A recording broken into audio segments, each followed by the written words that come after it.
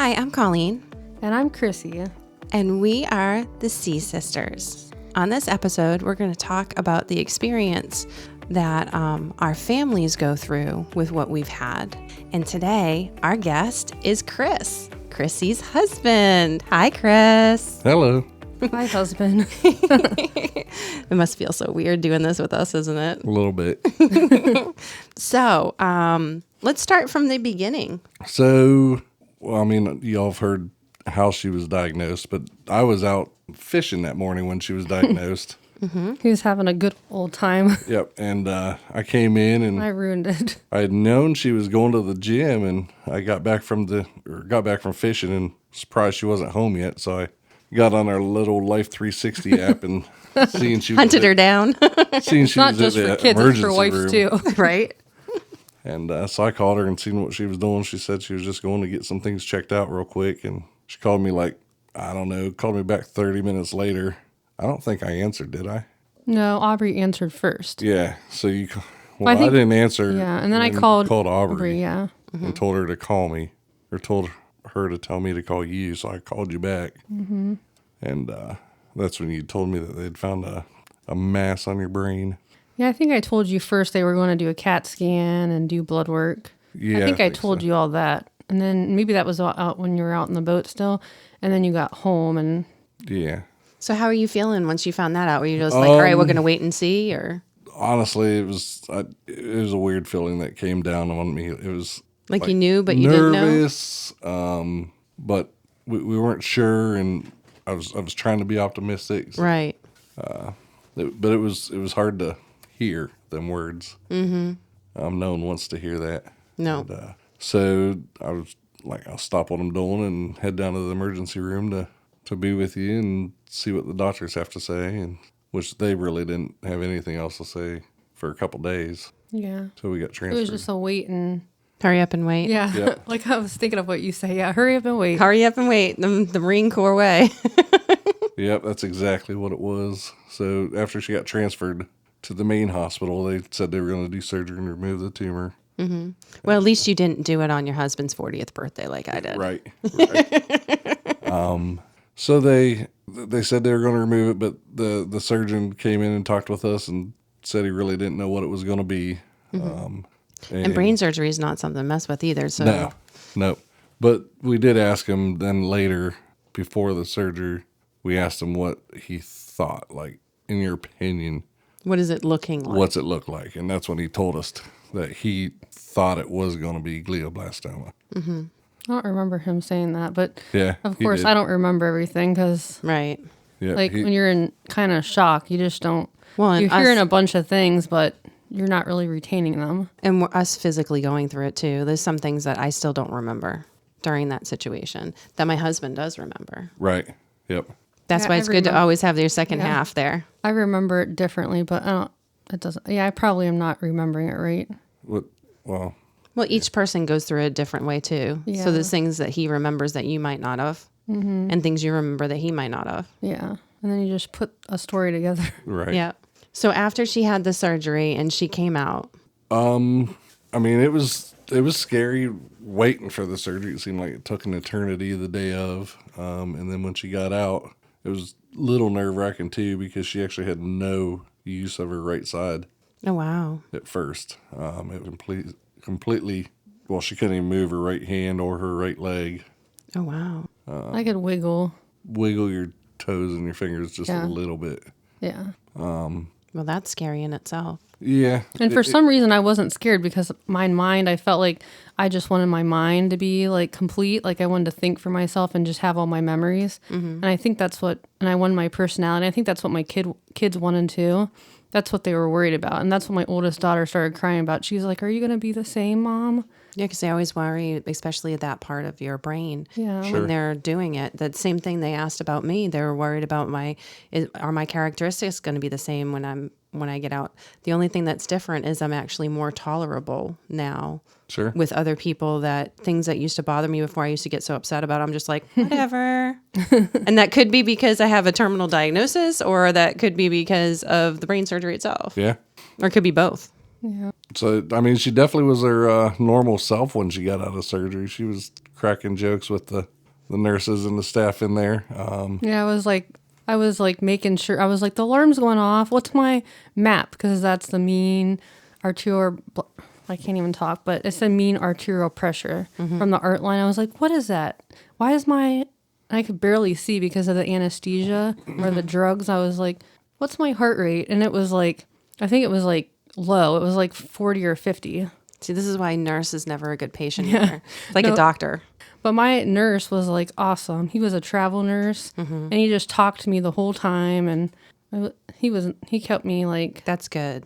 worry free, and like I knew what he was doing. So I'm like, oh, and his name was Chris too. Maybe that's why. Maybe that's helped too. Yeah, maybe. You wouldn't have to remember so many names. Yeah. The staff down there at New Hanover was phenomenal for all of our procedures, honestly. But that definitely helped reassure and calm. Yeah, because I was even worried because I had done clinicals there with clinicals there with students, and I'm like, I was like kind of uneasy about it. Right. But it's totally different on the neuro side than the Neuro side, they have their stuff together They sure for do. sure. Yeah. they I almost made my nurse fall because I got up the very next day and walked to the bathroom, and she's like, "You're not supposed to do that after a craniotomy," and I'm like, "Sorry, you don't know me. That's this how, is me." yeah. I mean, she was up. You were starting to get up the next day. You were starting to get your strength back in your right side. Yeah, because they had that toilet in there. They didn't have in the old ICU. I was in the old part. I wasn't in that new one that we were in this year. But they had they didn't even have a bathroom. They just had a toilet on a wall. Oh my gosh. And I was going to the bathroom, and then one of the interns walked in, and she was like, "Oh, everyone's going to the bathroom this morning." Thanks. I was like, well, at least I mean, he helped me, but I got to the bathroom. Yep. So she started getting better Yes, quickly. I mean, she was out of the hospital, 3 days, I think, after. I can't even remember. That's the same as me. I can't remember. Which 3 was days really after. good. It might have been 4, but recovery went really well, I thought, with the first one. Okay. Yeah. And with the second one was even better. But recovery went well. And then it was just a matter of trying to navigate through this new diagnosis. This whole new way of thinking and life. Doctor's appointments. It seemed like we had 10 doctor's appointments a week for the first couple of weeks. And just trying to make heads and tails of what was going on in our lives. Because everything with a phone call got flipped upside down. Yep. When they say that it literally takes your breath away, just finding out it's like somebody just knocked you down. Yeah. But I can't imagine like you being on the other side of it. Like we are physically going through it. So we have our own emotions. I can't imagine you being the husband and you being, the man of the house and the man of God of the house and how your faith got affected by this. So, I mean, it was a struggle at first. And I questioned, like, it definitely makes you question your faith. It increased my faith, and I know it increased Chrissy's faith. It did with my husband too. But at first, it's just everything just hits you so quick that it's hard to even. It's the question of why. Yeah. Yep. Not just why her or why me or why this. It's just why in general. Sure. Because you also think about your kids. Yeah, and that was like my hardest part, I think, to deal with. Like I won't say I can handle it, but like telling the kids. You have better coping mechanisms than Sure. kids probably do. Yep. Because they weren't even, Adelaide's adult now, but they weren't even adults. And she was just starting her senior year and going back to school. So I was like. And see, I have a freshman and a third grader. Yeah. Yeah. And telling the kids was one of the harder things. And then just trying to like think about the future. It was. The future thing is the hardest. It was, yeah. I did a lot of crying the first week of diagnosis. But yeah, that's also, I feel that God gives you tears to help cleanse your soul. And your soul was so hurting so much and needed to cleanse. Yeah. Yep. I mean.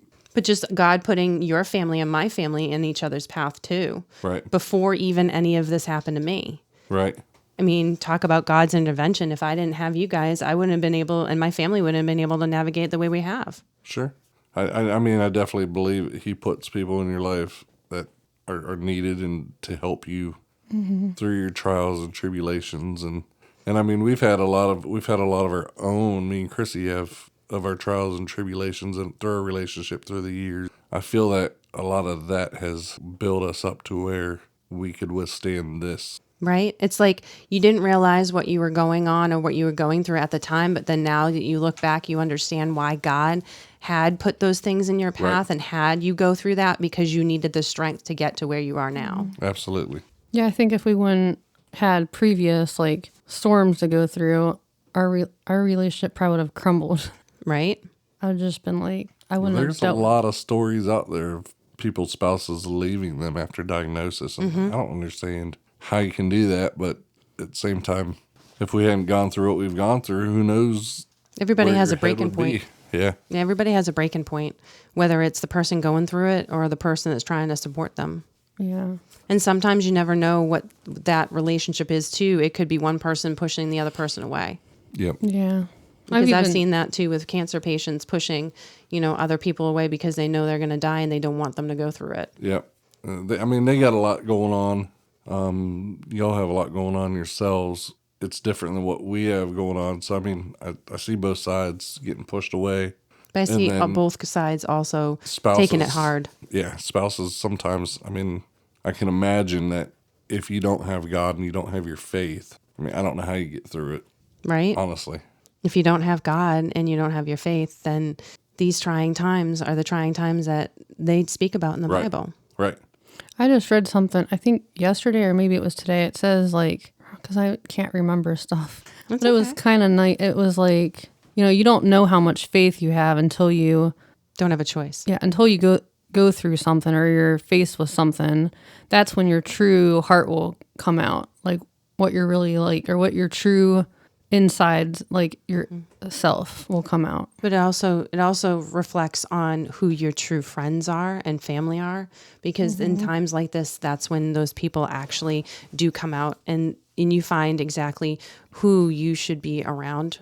And most of the time, I will tell you that I am so thankful for this church and my church family, because I would not be able to get through anything without this church and without my church family and without you guys. There's no way. And I do think it's hilarious that I had Chrissy take me to my radiology appointment, and it happens to be the same one that you see. She's like, "Hi, Chrissy, how are you?" Yeah. Oh, really? Yeah. That's funny. And then Chrissy shows me the best places to eat after. And now Bill's like, when are we going to McAllister's again? And I was like, yeah, things that we look forward to. Like, there's certain things I look forward to. Like, I have a mommy makeover for free. So I can't do my migraine medicine because of it counteracting. So they told me I have to do Botox instead for my migraines. So once the swelling does go down, I'll be doing Botox. And I was like, so mommy makeover. So all I needed was cancer To be able to get to Botox. give it the mommy makeovers. Yep. I'm like, seriously? And so like everybody's like, well, you guys are always joking. You guys are always like not taking things seriously. I'm like, well, part of this diagnosis that has really taught me is that I've taken life way too seriously. Well, you can't take everything serious. Especially with this diagnosis, life's too short. And sometimes I think my kids don't think I'm funny because I'm always joking about cancer or whatever, and I know deep down they really don't think it's funny because they are like worried or whatever. They love me, so they're like, how can you joke about something that we're so upset about? That's what they're probably thinking. Mm-hmm. But I'm like, they've never said that. But yeah, I think sometimes. Yeah, sometimes I can be a little too sarcastic and a little too jokey. So that's what happened to me, because my kid's like, well, Mom, what are you going to be for Halloween? And I'm like, The Walking Dead. And they're like, that's not funny. I'm like, well, I'm halfway there. Yeah, and that's, we're both in the medical field, or at least used to be, and that's kind of how you cope with Yeah. stuff in the medical field is by your humor. Yeah. Yeah. I used to be in the medical field too. I used to be a surgical coordinator for an eye doctor. Okay. Back in the day, and then training to be an eye technician back in the day. So yeah, I do have some medical field too. And for me, like I was able to diagnose cancer in a kid early on just by his eyes. Right. And dilating his eyes and stuff. And so I saved that kid's life. And who would have known 15 years after that I'd be the one dealing with cancer? Yeah. And then I look back on that and I was like, all right, so that was preparing me for this. And it's like you look at every step. And then I look at my husband and I was just like, I can't imagine what he's thinking or what he's going through because I physically have to go through it. He literally has this thing I call no control. You have no control over the situation. You are a spectator just sitting back and watching and participating whenever you can. And it's hard being a man because as a man, you want control. You want to protect your wife. Be able to handle the issues that come up in your family. Mm-hmm. You want to be able to provide. And you're helpless through this diagnosis. It's hard to understand being the man of the house in that situation. Yeah. It's hard. It's hard. You're doing a great job, though. Yes, you are. I mean, I try. You do. You do. But and you've been a good example for Bill, too. You probably don't feel like it, but you really do. Yeah. Mm-hmm. I think you set a great example. Well, yeah, because you also helped Bill understand that it's okay to have a broken moment, too. Yeah. Because he's a hillbilly from Kentucky and a Marine on top of it. Sure. So for him, it's all about control. Yep. And for him not to have any control over the situation and then see me and then all of this cascade. I mean, because this isn't even my first go round. Right. I was, technically, really severe the first time. So he's like, well, why did she have to go through this again? And now it's terminal. Right. And that's got to be hard. I mean, I'm sure it was hard the first time and then going, I don't know. How long were you cancer free? Well, I was cancer-free for 6 months. So, yeah. I mean, you weren't technically cancer-free then, I'm assuming? Were you remission? I was in remission. Right. But the doctors were supposed to do scans and blood work, and they didn't. So I was let down by the doctors. Yeah. Again, every step of the way. But yeah, now I'm in good hands with good doctors. That's good. I love my doctors. I love my doctor in Duke because he's just like, no, I'm overseeing everything. Yep. Like they can do the day-to-day stuff, but I'm overseeing everything. You have been let down and we're not doing this no more. Well, that's good. And I was like, finally, I feel like I finally have somebody have my back. Right. You need to have, I mean, we've been blessed with our physicians, I think, the whole way. Mm-hmm. We've got a great care team at Novant. Yes. I feel like we do have a good care team at Duke, even though we haven't done all their suggestions. No, I'm not doing that. We have options that we can do, though, either way. Like Duke provides us with options. Novant provides us with options, and then we can weigh and pray about it options. And think what's best for us. I feel like that's the hardest thing is like making decisions. Like we have to, people with cancer have to make decisions. And I mean, I know you're help me make decisions, but it's a lot of decisions all the time. And it's the decisions I have to make now, I've tried to explain to my husband. I said, we need to have a living will. Right. You need to understand what we don't go back from. I feel like everyone should have a living will, honestly, whether you're with a diagnosis or not. I think as soon as you get married, you should have a living will. Yeah, I do. We did that. Well, you didn't finish yours. I never finished mine. I never got it notarized. Yeah. But we went through the process. I think I was 30. Yeah. I don't remember, but last time we did it was for the military, and that was like 15 years ago. So I was an organ donor back then, and I told Bill, I said, I can't be an organ donor now. Right. Ours needs updating. I can't. Too. I also cannot give blood anymore. That's a lot of things that people don't understand, that once you have cancer, you can't give blood. Right. And you can't be an organ donor. You can be an organ donor. Oh, they told me you couldn't because of the type of cancer. It.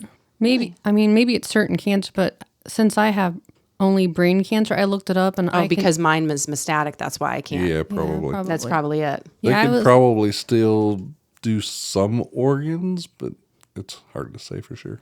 Yeah, especially since mine attacks major organs. Right. And I've already had the lung and the brain. Right.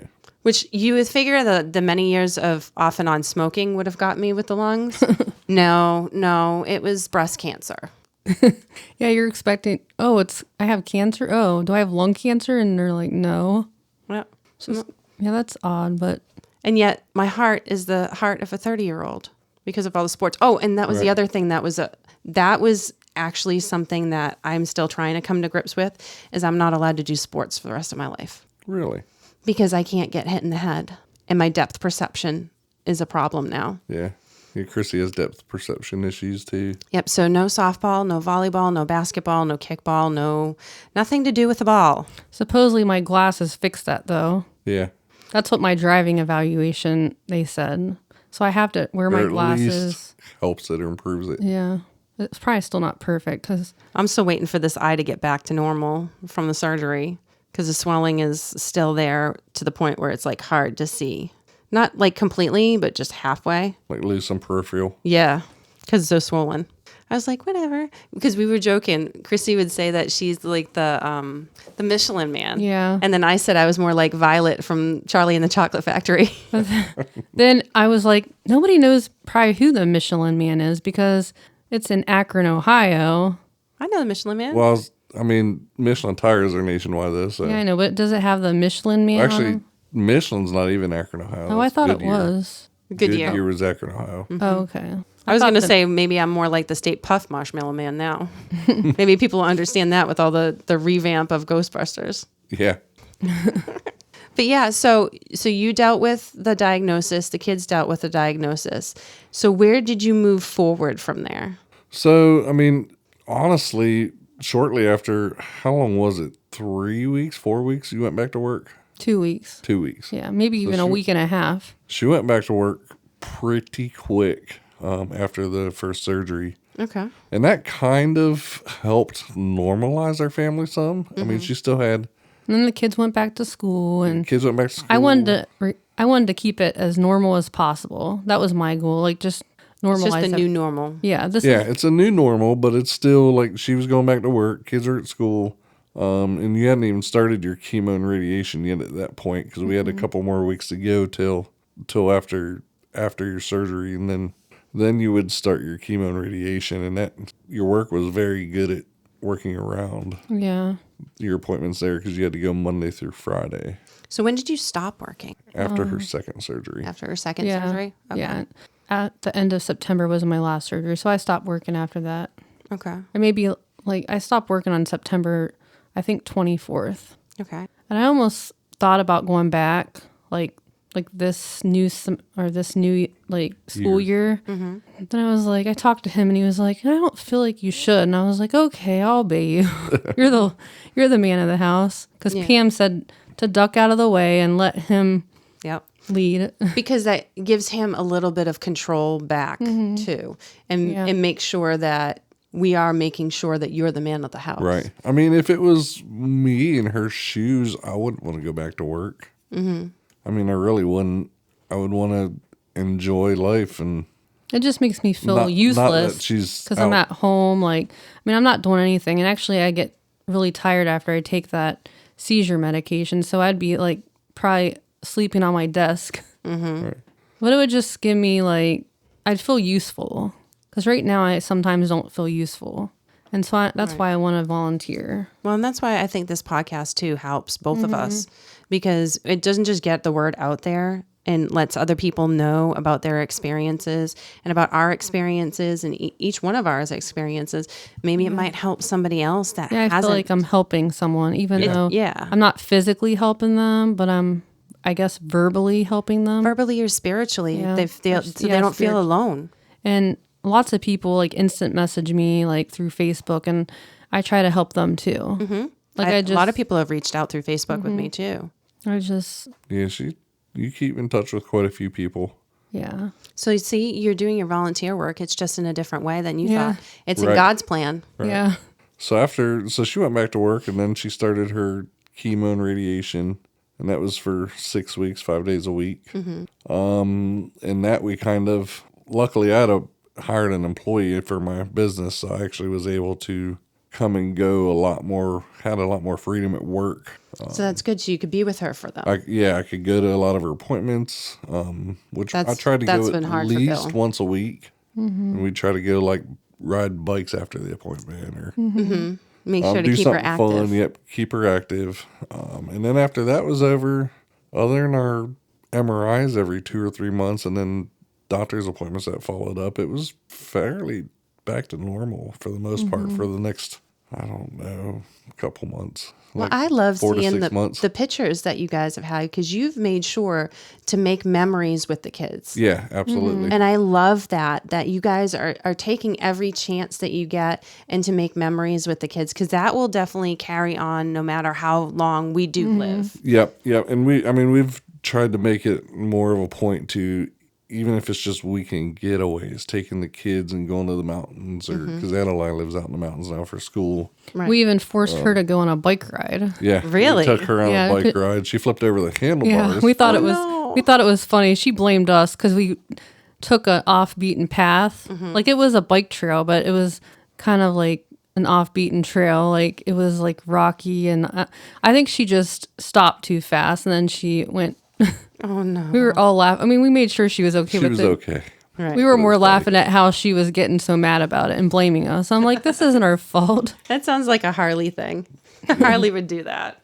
It was hysterical, actually, but But yeah, we've tried to do a lot more trips with the kids, and then me and Chrissy have done a lot of like weekend getaways down to Charleston, and Oh, that's good. yeah, Have your just- couples time. Yep, Bill's talking about that. it'd be a lot harder if the kids were littler, though. it would be. It really I'm so glad. I always say, thank you, God, that you gave me cancer when my kids were older. I don't know, because they basically could take care of themselves. I mean, we have family that would Yeah. help. Her parents and my mom would help anything we absolutely. ever needed with the kids. But even our church family, And yeah, absolutely. they have, because my kids are younger and the church family has been so important getting my kids to and from school Yep. and getting them especially to and from church Yeah. because my kids, well, obviously this past Sunday I couldn't go because I'm immune compromised and good thing I didn't, seeing as though my husband had COVID. Right. Didn't know. And I was like, here I am trying to keep myself away from church so I don't catch something and my husband gets COVID. What do you know? Huh? You know, my luck. Okay, devil, you can keep on trying. It's not going to work. So what I was talking with Chrissy about is that what we're dealing with is the joy that they talk about in the Bible. It's not the joy of like, yay. It's the joy of the struggle, Yeah. and that we're finding the new understanding of that joy. Mm-hmm. Do you feel that way? I don't know. I don't even know how to answer that, honestly. I don't want to say, like, I don't find joy in this, like, with the struggles, but I do find joy through Jesus that helps us get through the struggles. Well, that's what I'm talking about. Yeah. Like, God is giving us Yeah. a firsthand sight of what his hand is touching through this Sure. whole process. I mean, Yeah. And that's it's build my faith even stronger. been absolutely amazing to see how God has worked in our lives and our friends' lives and our families' lives through all this. It's honestly, it's been pretty incredible. Yeah, I agree. Has it brought like some family that were like the prodigal sons back home? I think so. I mean, I feel like it's definitely not only increased mine and hers faith, but all of our family around us. I feel like it is. What about your kids? Yeah, I think so. My middle daughter, I would say for sure. I think it's increased her faith. I think my son too, and my older daughter, I think it has. She doesn't show it or really She's talk more about it. timid and quiet. Well, It's just more inward. yeah. Yeah. Yeah. And that's okay. That's how I was when I was younger. I wasn't like, I wasn't outward about Jesus. I don't know. I would like write in journals and stuff and pray to God. I would do everything like that, but I wasn't really outwardly like, or I knew I wanted to get baptized, but I was too afraid to do that outward showing of it. Speaking of that, are you gonna do that baptism? Yeah, I want to do that. Yeah, I wanted to get baptized a second time. Because I did get baptized at our old church in Ohio. But yeah, I wanted to get rebaptized. I wanted to get rebaptized on that date specifically, but then I think we're out of town. Yeah. We were out of town, and I think we got back, but it was Too late or Yeah, it something? was too late. It was Yeah. in the afternoon, But I know they're doing them every Sunday now. pretty much. Yeah. So yeah, and I feel like family, some of her aunts and uncles, and talking with some of my aunts and uncles, I feel like their faith has gotten better seeing us navigate through all this and just seeing the way she handles everything. And Yeah, Chrissy doesn't really think that she's super strong, but I keep telling her, like, I don't feel like I just watch. I don't like how she attention. does- I don't like attention on myself. I made my mom stop having me birthday parties when I was like, I don't even know. I was probably still in grade school. I was like, I don't want any. Yeah, she don't like the spotlight. No, I don't really. I don't. And so to give my testimony at that church, that was like, I I wish I was there that day. I just don't like, I don't like attention, or I don't like the spotlight. I might have when I was little, like when I was younger, like in first grade or kindergarten, I liked making a spectacle. And I was like, I got up on top of my desk and I was like, I'm going to marry Michael Boyd in the gym at recess today. Come watch. I was like, because I used to like him, I think, in first grade, because I used to get all the girls along with me to chase him around the playground. But I was like a spotlight. I liked the spotlight then, but then I was like, no, I don't like it anymore. Well, that's why I like our dynamic, because I think we work good off of each other. I think so. I think so. Yeah. I like what I think helps, or what she does really well, is being so transparent. She don't just put. I'm an open book. Yeah, she basically, whether it's good, whether it's bad, good news, bad news, good days, bad days. She'll put it all out there so everyone can see. And but I think it's the way that she does to have it. the bad days. I think people need more of that, because I think people are afraid that they're gonna be judged, or I don't know. Yeah. Well, a lot of people don't put the bad stuff out there, and it's all the good stuff, and it's just not real. And that's why we wanted to put this out there, because we want, like we said, the good, the bad, and everything in between. Yep. We want everybody to know everything. And it's not just the good, it's not just the bad, it is the in between. But it's also about how our faith has gotten through us, through everything. Yep. Like you said, if we didn't have our faith, I don't think I could go through this. No, I mean, I don't think I'd still have a marriage. I don't think that. I think I would have died already. I really, it would really be a lot do. different. 100%, it would be a lot different. I think my kids would all be like depressed and like. Oh yeah. I don't even know. Like here, my son is setting up a prayer group for youth right now. That's awesome. And he's like, no, Mom, I know you're going to be okay, and this is what I'm going to do. And I was just like, wow. Yeah, that's awesome. That's what one of the youth kids came up to us the other day and said that Eli was trying to set up a workout / Bible study for some of the men and youth. Mm-hmm. That gives you young adults a good reason to clean the garage out. Yeah. Because we could have it in there. That's a great idea. Yeah. JR would totally do that too. He's taking weightlifting for school. Oh, okay. Yeah. And there's actually a ministry for weightlifting that has weightlifting clothes. Okay. For Christian ministry. Yeah. Oh. That's cool. And it's like barbells, but it's like a cross. Okay. I saw it on Facebook. Cool. What's Eli's cross necklace? That's baseball, right? It's bats or something? I'm not sure. No, I think it's just a regular cross. I thought he had a baseball one that Heather got him. He might. I think he does. That'd be cool. Do you know what is that company called? I don't remember, but I will look it up and I will send it to you, because it looked really, really cool. And JR's like, oh, that's cool, Mom. I could totally wear those shorts and that tank top. I was like, yeah, rocking your stick arms, but okay. Yeah. I mean, without faith. He'll bulk up in a few years. He will. What, he's 14 now? Or he's 14 and he's already taller than me. Okay. Eli was scrawny too until when? Wow. Maybe even last year? Like middle to end of last year. I mean, he was skinny, and he's really started bulking middle of the year till end of last year. I think that's what's going to happen with him. Because my brothers are all broad-shouldered, like super strong. Yep. 6'5", 6'6", and 6'7". Yeah. So I'm sure that's going to happen. Yeah. But I love the fact that even through all of this, you have not lost your faith. You've gotten stronger. Your relationship, like God intended, is supposed to get stronger. Yes. And in your kids. And it has to be very intentional. Like I gave my testimony at the men's breakfast a couple months ago, and my biggest point through my whole testimony was, and it didn't start till after her diagnosis, was my faith really increased when I started reading the Bible every day. Mm-hmm. Until that happened, I mean, I still had faith. Right. But what created or what caused it to grow or allowed it to grow to what it is today was by reading the Bible every day. I think that's important. I think finding a local church and Yes. finding a fellowship with other men, Yep. especially because my husband loves the Tuesday men group now. Okay. So he goes to the Tuesday night Bible Yes. studies? Yeah. He started going to that because we can't go to Wednesdays because it's just too much for me. Sure. Because we were going on Wednesdays before, but with them doing dinner every Wednesday now and everything. Does he ever do the Thursday night wing night at Nick's house or anything? Not yet, but I wish he would because I He think should. you'd love He it. should. It's a good time.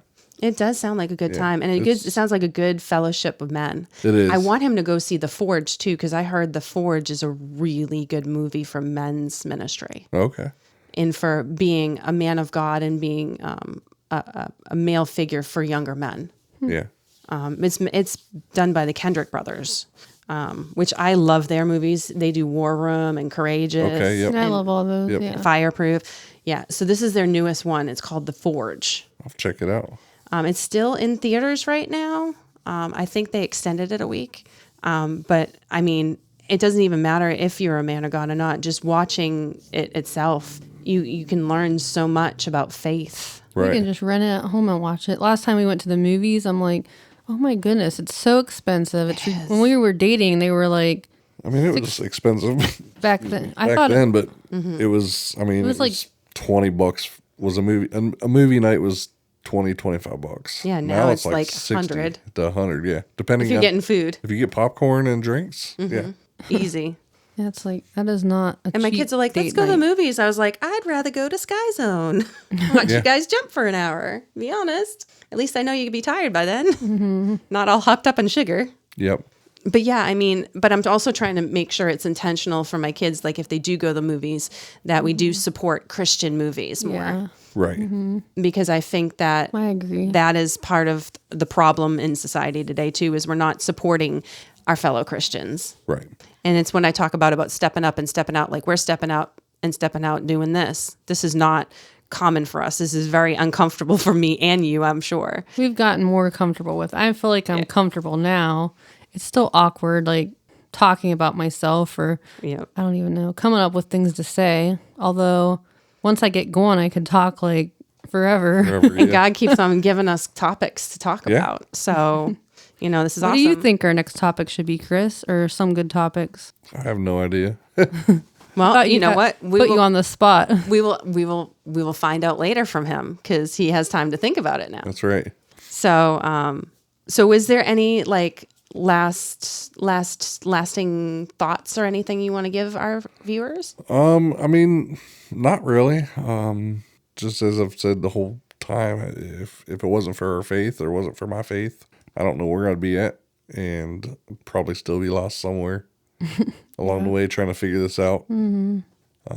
So it's find your faith. Yeah, it's and then find your community. Scary thing, and unless you have your faith, it's just gonna feel impossible. But once you find your faith, you also need to know that you're not alone.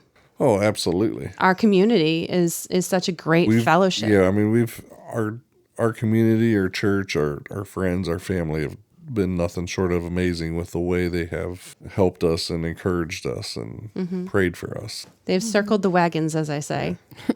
Yeah, we've had in our family up in Ohio. I mean, we've had prayers coming in from all over the countryside. All over the world. Yeah, Really? yeah, When we think about it, we've had people all over the world praying for us. And I mean, we've had miracles upon miracles happen. Because the stuff that we have gone through, there is no explanation but God's hand in it. right. There's no denying it any other way. I agree. So, I mean, I know I feel that way. How about you, Chrissy? Yeah, I agree. Yeah. Well, next time on the CSisters, we'll be talking to Felicia Doyle about her journey in faith and how she got the idea for the women's ministry started in Summer House. So come hear our podcast on Spotify, Apple, and YouTube. And don't forget to like, share, and subscribe. Don't forget, even in the roughest waves, we know who calms the waters. We will see you next time on the CSisters. Sisters.